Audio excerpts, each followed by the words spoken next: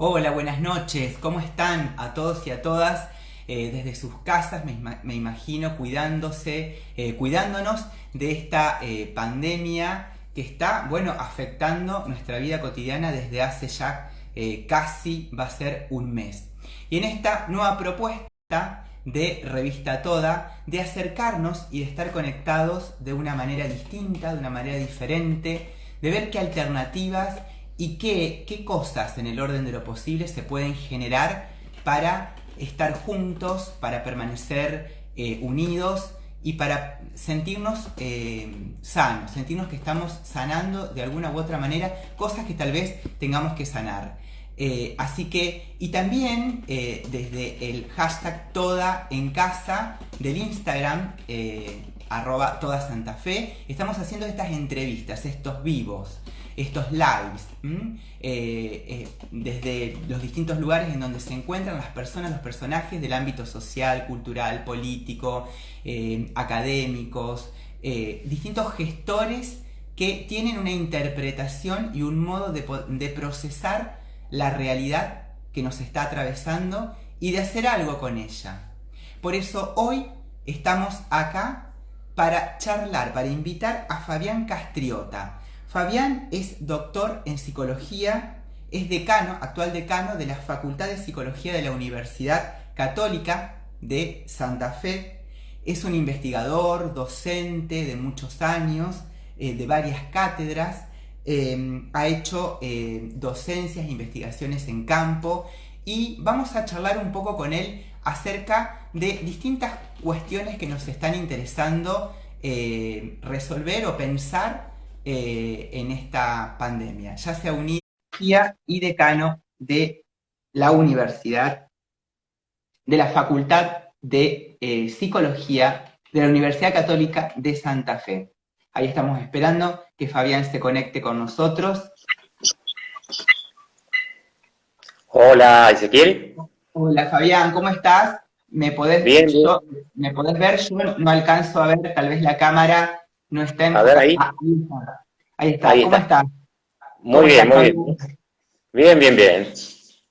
Me imagino que, como dije en la presentación, bueno, estarás trabajando desde tu casa o tal vez estarás los días previos a esta conversación, cuando me contacté con vos, me dijiste que estabas trabajando con 3 grupos, con varios grupos con videoconferencia. Me imagino que ha cambiado bastante la forma de trabajo desde la universidad, ¿no es cierto?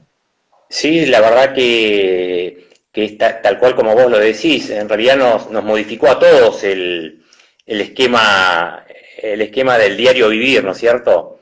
Ninguno de nosotros estaba preparado nadie fue entrenado por una cuarentena, ¿sí?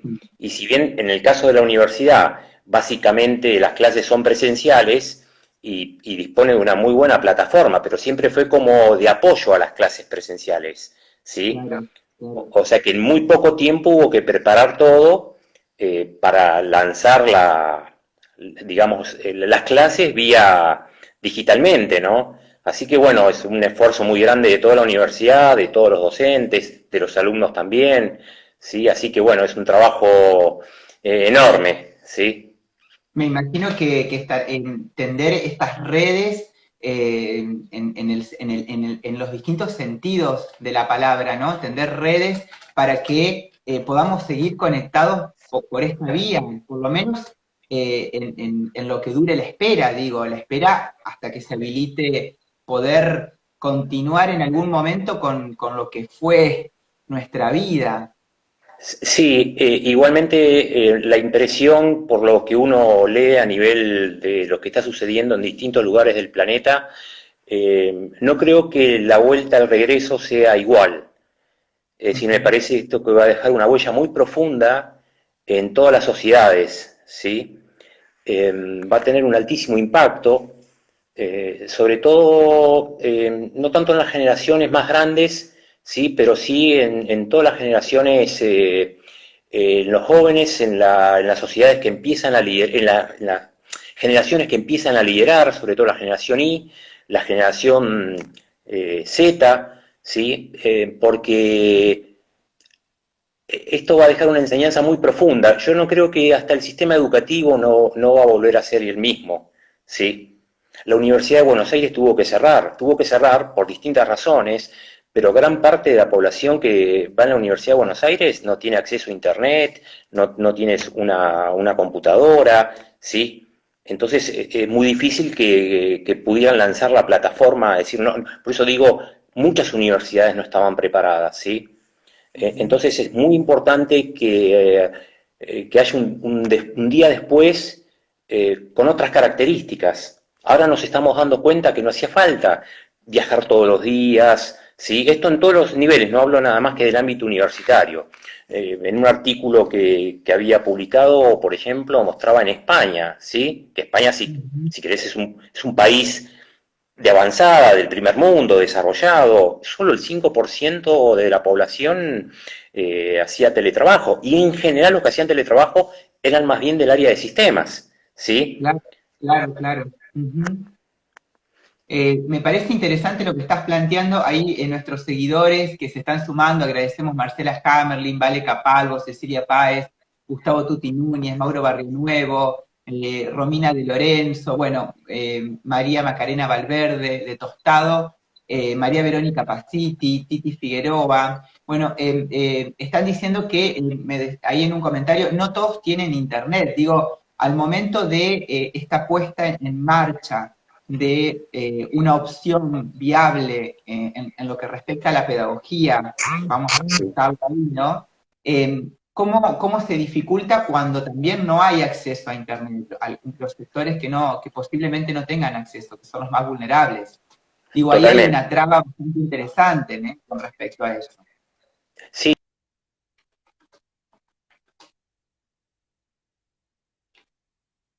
sí.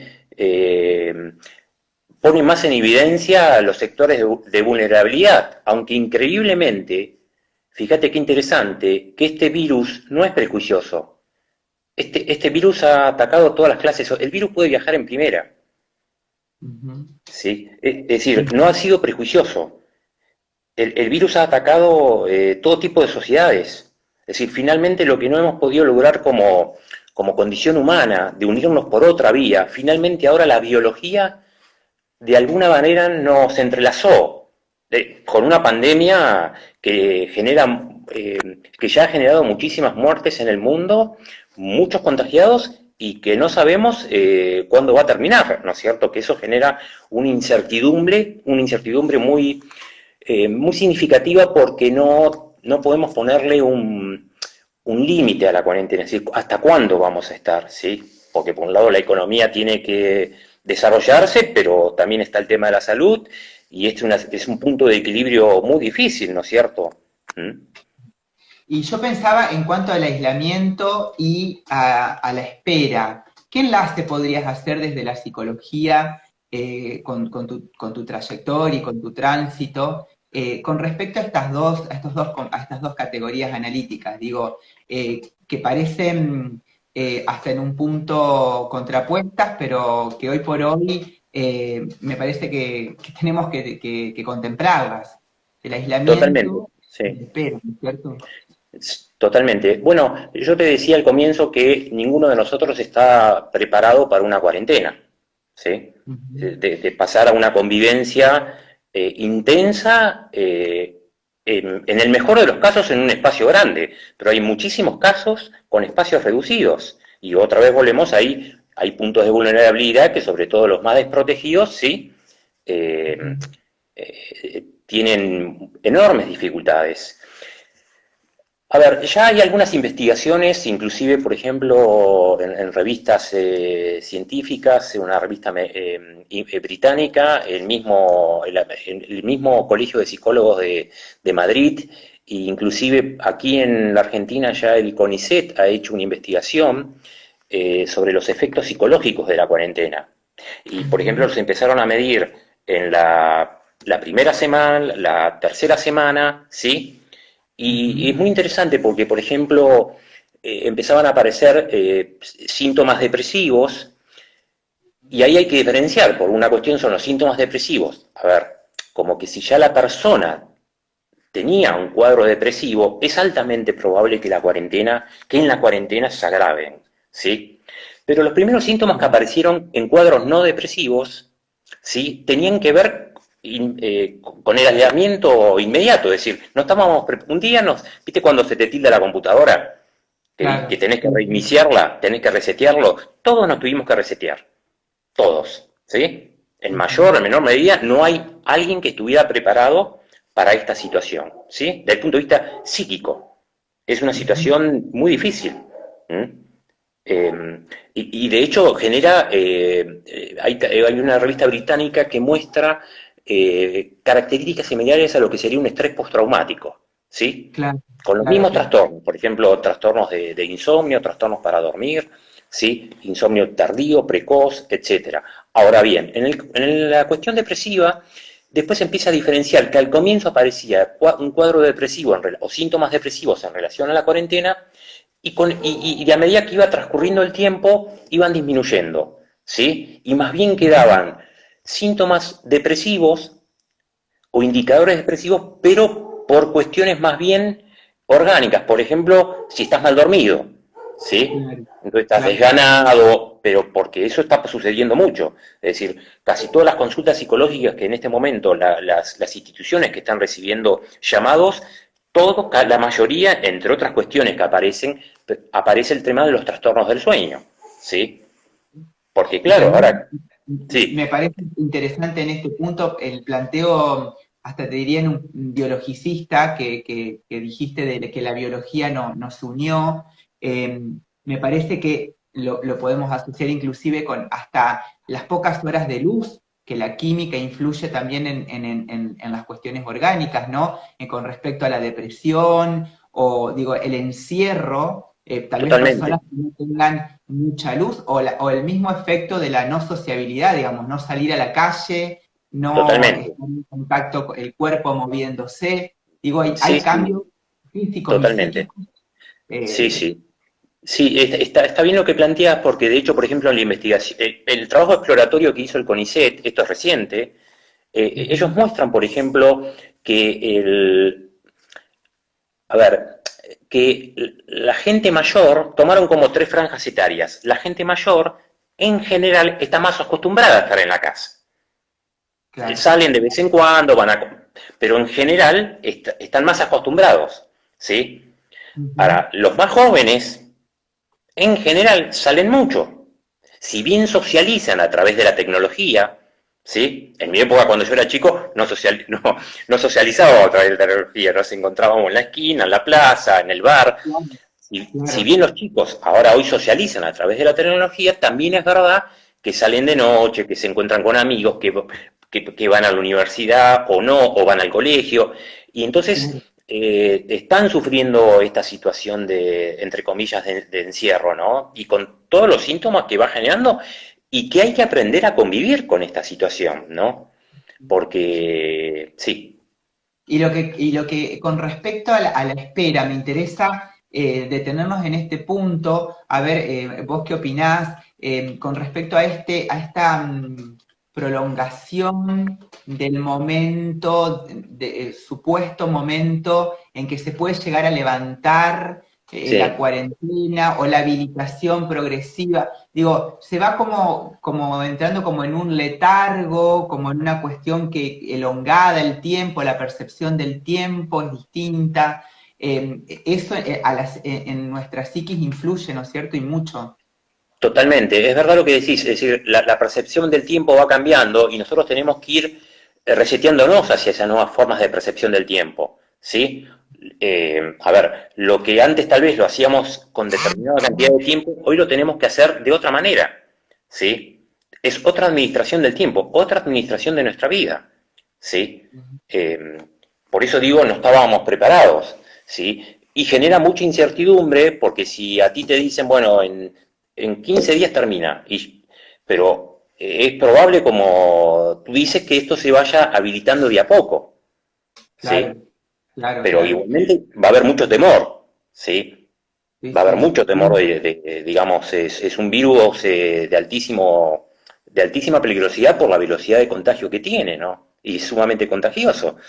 Entonces, fíjate que todavía ya algunos países decretaron la cuarentena hasta el 15 de mayo, es decir, sí, en algunos lugares es sumamente estricto, ¿sí? Ayer estuve haciendo una videollamada con España y me decían que, por ejemplo, no, es eh, eh, han desvinculado a muchísimas personas del trabajo, ¿no? Con lo cual eso, por ejemplo, genera Claro. muchísima angustia, Ujú. ¿sí? Porque no solo es la incertidumbre de que si me voy a contagiar o no me voy a contagiar, si voy a tener el trabajo o no, Claro, ¿sí? claro, claro. Y Eh, el exceso, Fabián, de esa sensación de, bueno, estoy en mi casa, viste que escucho a muchos psicólogos en la eh, televisión estos tips que dan y estos consejos de, bueno, hay que hacerse una rutina, hay que ponerse horario. Digo, pero también me parece como que, y si caemos como en un exceso de hiperactividad, hiperproductividad, esa necesidad de estar productivo todo el tiempo o conectados de 15 a 16 clases de yoga, de 16 a 20 videoconferencia con el grupo sí, del colegio. Digo, eso también me parece que es un exceso, ¿no? sí, yo coincido con las dos posiciones, ¿sí? Vos tenés razón y los psicólogos que plantean de generar la rutina también. Tratemos Ajá. de buscar un punto medio. Yo Y todos, siempre, vos sabés todos que la otra vez estaba encontramos leyendo, ese punto medio. Es difícil Ezequiel, encontrar. la otra vez estaba leyendo un libro sobre los colores y descubrí a esta edad, eso es producto de mi ignorancia, que el azul tiene como 114 variedades. Me quedé impactado, porque yo pensaba, fíjate vos, no todo es blanco y negro, o sea, tenés 114 variedades de un mismo color. Pueden ser 115, ¿no? Pero hay, digamos, qué interesante, ¿no? Desde el punto de vista psicológico. Es decir, no tenemos que caer ni en una, hablando metafóricamente, ni en una rutina estricta, porque podemos caer en lo que vos decís, y es peligrosísimo, en la hiperactividad, ¿sí? Es una cultura en general que valoriza muchísimo la hiperactividad. Cuanto más hiperactivo, estás más valorado socialmente. Y al contrario, el Claro. que, entre comillas, hace poco o descansa o está pensando, dice es un vago. Ni lo uno ni lo otro. Es decir, rutina hay que tener. Rutina hay que tener. ¿Sí? Pero que sea flexible, ¿no? Que sea de carácter así estricto, porque eso, como vos decís, no ayuda tampoco. ¿Sí? Pero tiene que haber una cierta rutina que sea que tenga variedad, ¿sí?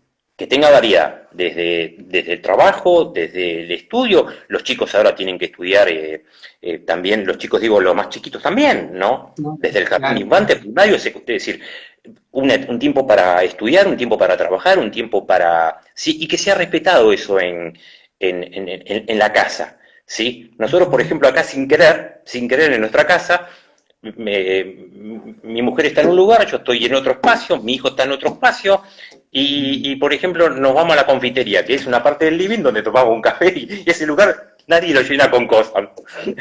No, digo, cada uno tiene su método y su forma. Ese lugar es como el lugar de encuentro neutral donde nadie tiene un papel, ¿no? Porque si no es un desastre la casa. Si no, hay papel y cómputo, porque imagínate que sí, En este que no se puede momento, trabajar. en este momento se me ocurre que todos y todas estamos generando distintas estrategias a modo lúdico, ¿no? A modo de juego también o a modo de salvación para poder estar lo más sanos y sanas que podamos, digamos, porque hay que entender también, me parece que se hace lo que se puede, Fabián, ¿no te parece que en esta situación se hace lo que se puede, poder entender esas situaciones, de que lo que estamos To- haciendo es lo que to- podemos?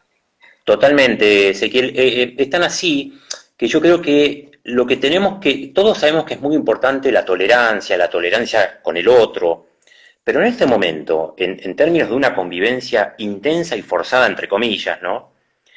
La tolerancia con el otro y con uno mismo Mm, tiene que ser un valor. Hoy se transforma en un valor para que esto, para que, entre comillas, nos salve, que podamos salir adelante, ¿sí?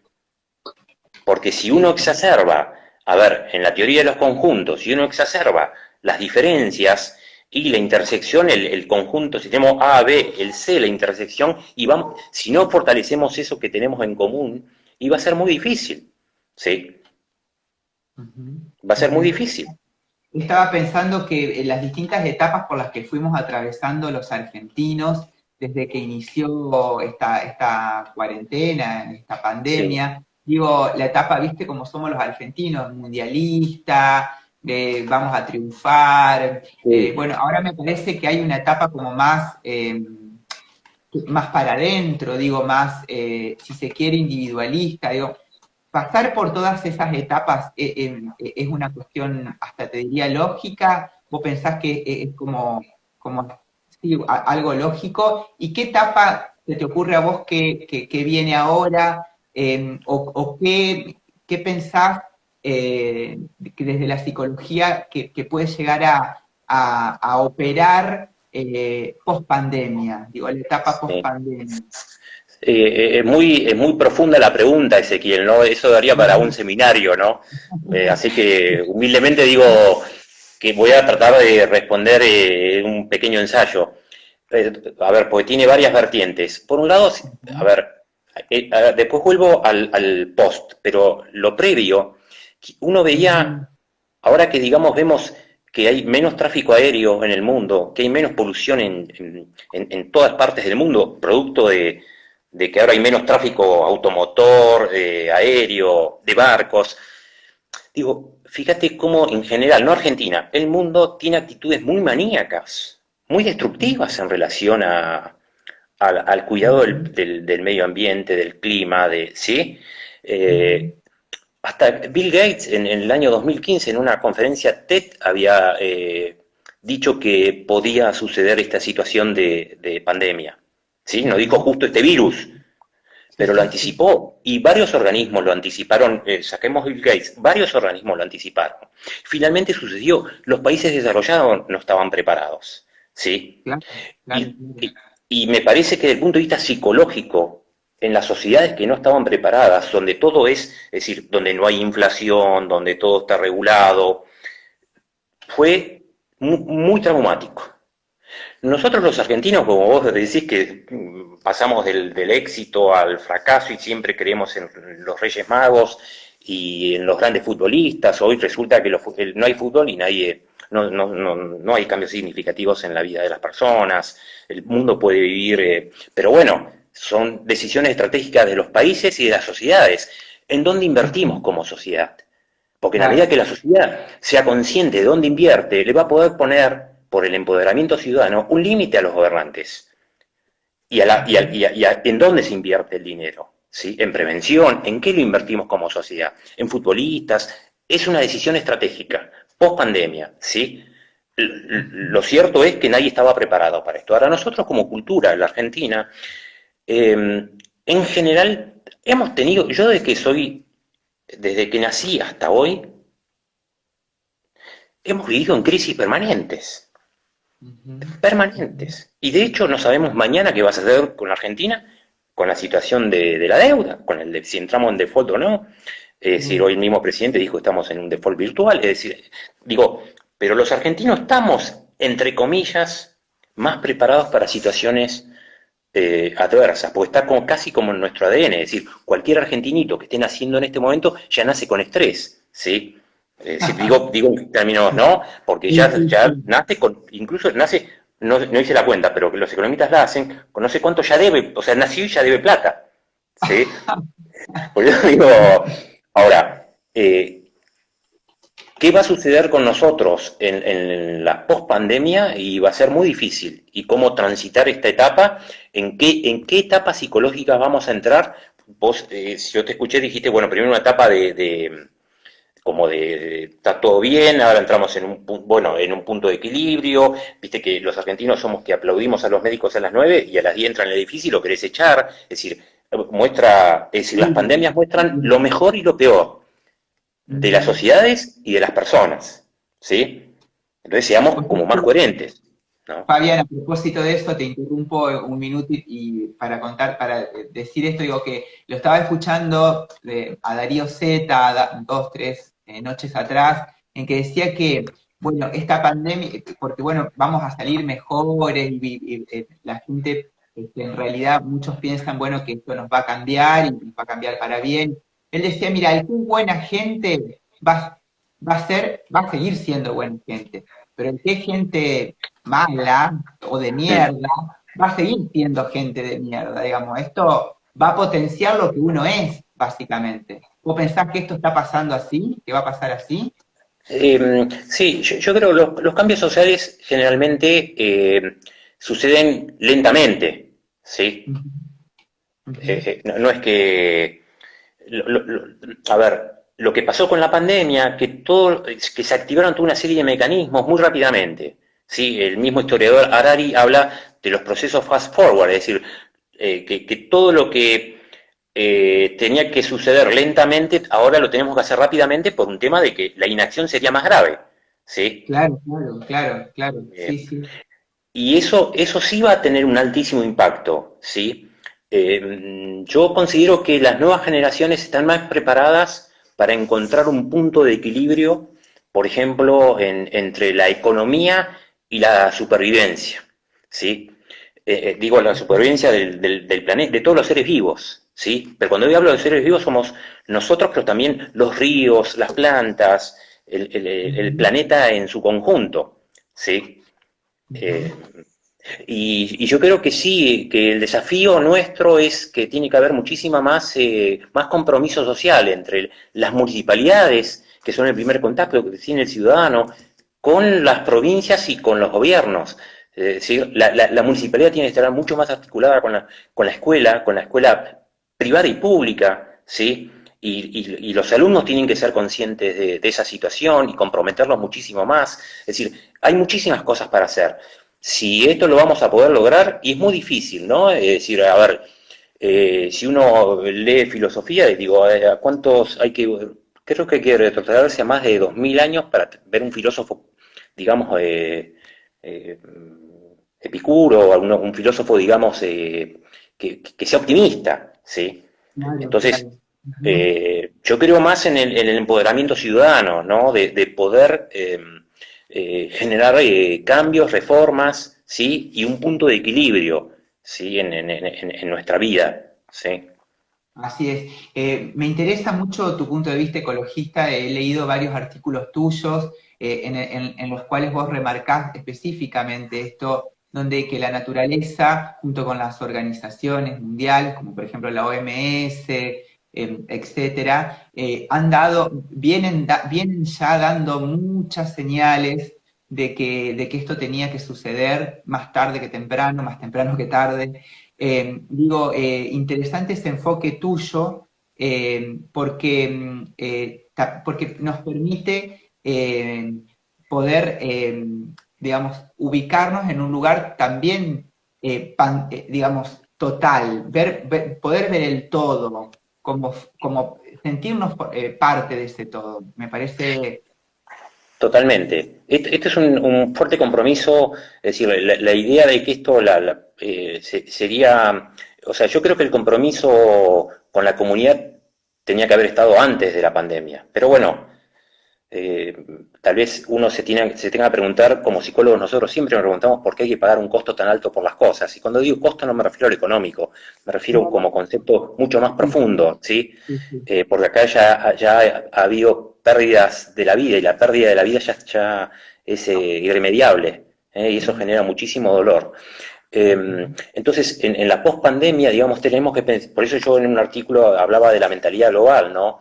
Como que no es perder Ujú. la propia identidad, pero a ver, si esto empezó, como se dice, en Wuhan, que es una ciudad pujante de China, pero al mismo tiempo es la infraestructura vial que tiene Wuhan es impresionante, sí. Es una ciudad modernísima, pero tiene un mercado, por ejemplo, eh, con venta de animales salvajes, es decir, a ver, China es la gran industria del mundo, pero entonces las políticas de comercio exterior, ¿sí? China necesita vender, necesita comprar, pero tiene que haber determinadas condiciones de equilibrio.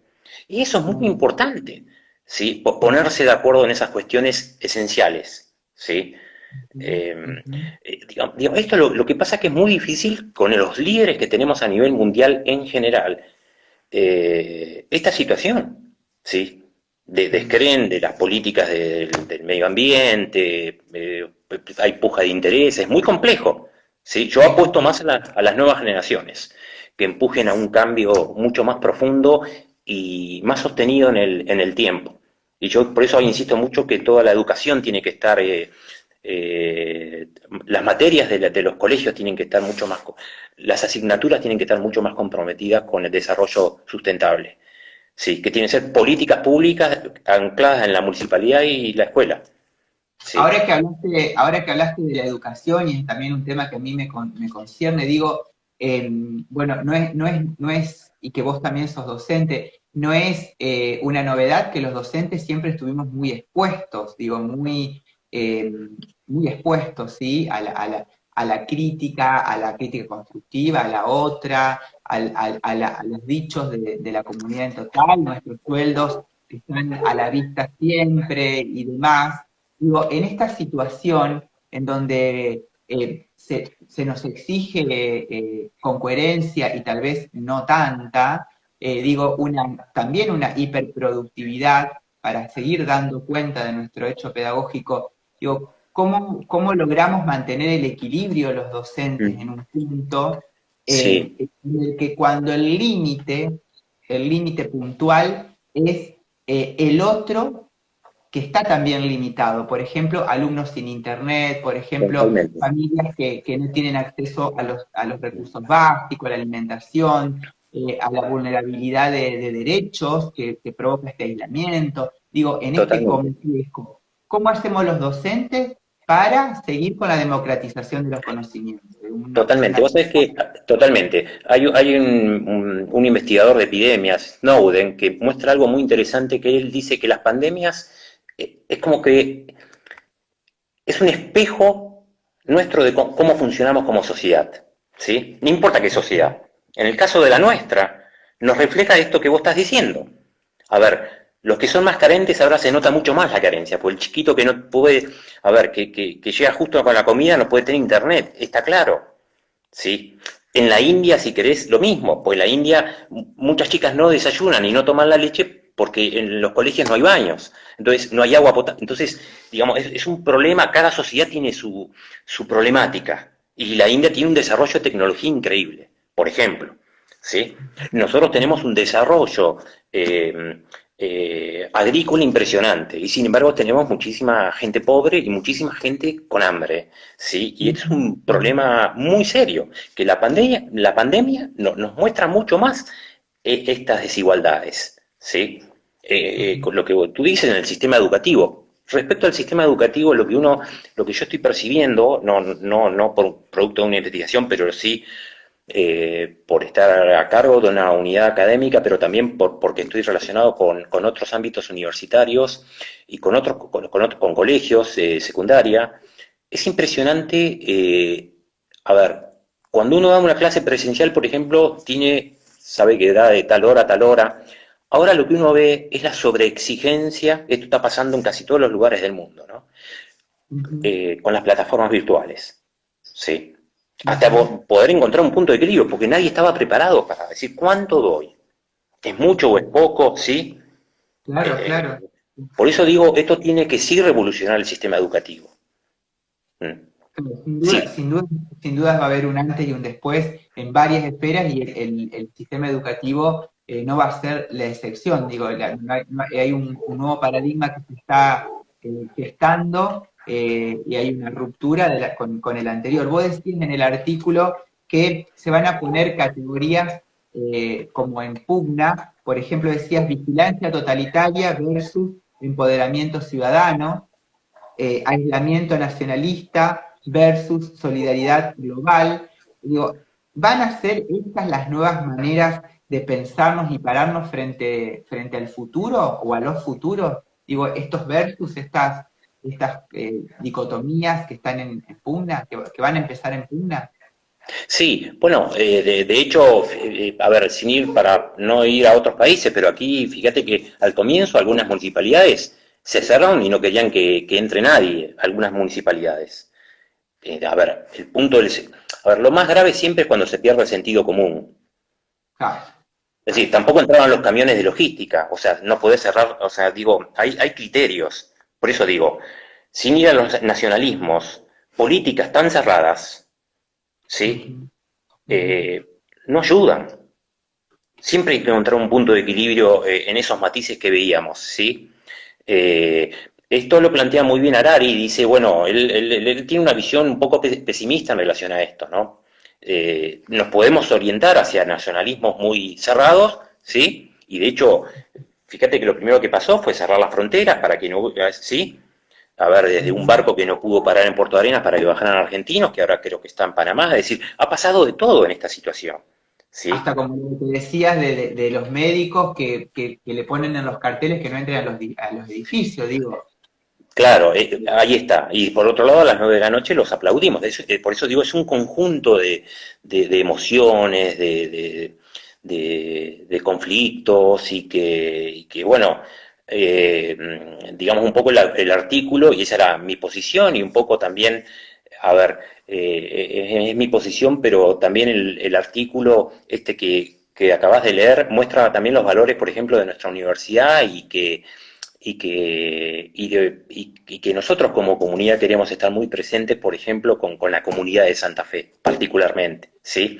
Ujú. Ejemplo, alumnos y docentes de la carrera de diseño industrial han generado a través de la impresión 3D mascarillas para los médicos, ¿sí? Para son protectores faciales.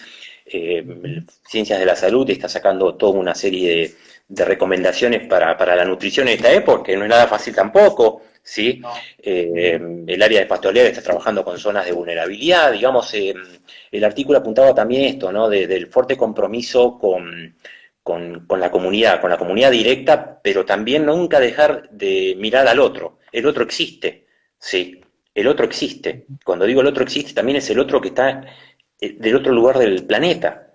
Fíjate qué interesante, si esto hubiera pasado en África, que están mucho menos preparados que nosotros, inclusive. Ujú. Imagínate lo que hubiera sucedido. Mm. Fíjate que esto entró primariamente en los países más desarrollados, ¿sí? Ujú. Sí, Y sí, uno vio los puntos de vulnerabilidad, ¿sí? Nosotros tuvimos una ventaja que por lo menos pudimos visualizar a través de lo que sucedía en otros países, ¿sí? Igualmente, parece ser, fíjate lo que... Sí, no, te lo que escucho. dice, que parece ser, Fabián, que en este espejo que propones vos a través de citar a otros autores y este espejo que nos muestra a un otro que creíamos tal vez distante o que tal vez desconocíamos, nos está, por un lado, poniendo sobre aviso y anoticiándonos de otras realidades que también son como comunes, y por el otro nos está, es un espejo bastante duro, digo, ver lo que Sí, está pasando alrededor, lo que no se está pasando, también es muy duro es lo que nos devuelve ese espejo. totalmente. Es muy duro lo que devuelve el espejo. Pero por eso digo, esto tiene que generar un alto impacto, ¿sí? Probablemente no sea inmediato, ¿sí? Pero, pero es probable que genere un impacto y nosotros tenemos como ciudadanos, tenemos, por eso hablo del empoderamiento ciudadano, de que tenemos que trabajar en esa dirección, ¿sí? En ayudar a los gobernantes a que tomen decisiones estratégicas, ¿sí? Ujú. Y ahí Porque, está el rol específico también de todos los organismos y de las instituciones públicas, privadas, totalmente. por ejemplo, de la ciudad de Santa Fe. Y me imagino que ustedes, como escuela formadora de profesionales, ¿no? Están ahí poniendo lo mejor o pensando estrategias a futuro, que Sí, es un futuro que ya se está viniendo, digo, ya lo sí, estamos sintiendo.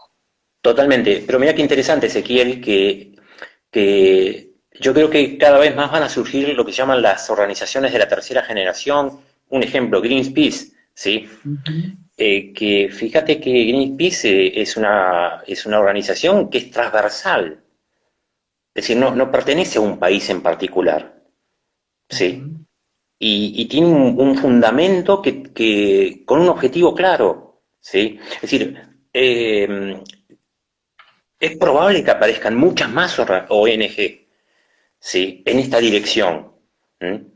Cuando hablo de empoderamiento ciudadano tiene que ver con esto, con que haya organismos que regulen, ¿sí? Que trasciendan las naciones, que trasciendan los intereses nacionales, ¿sí? Porque los países están muy comprometidos con cuestiones políticas, económicas, es muy complejo, ¿no?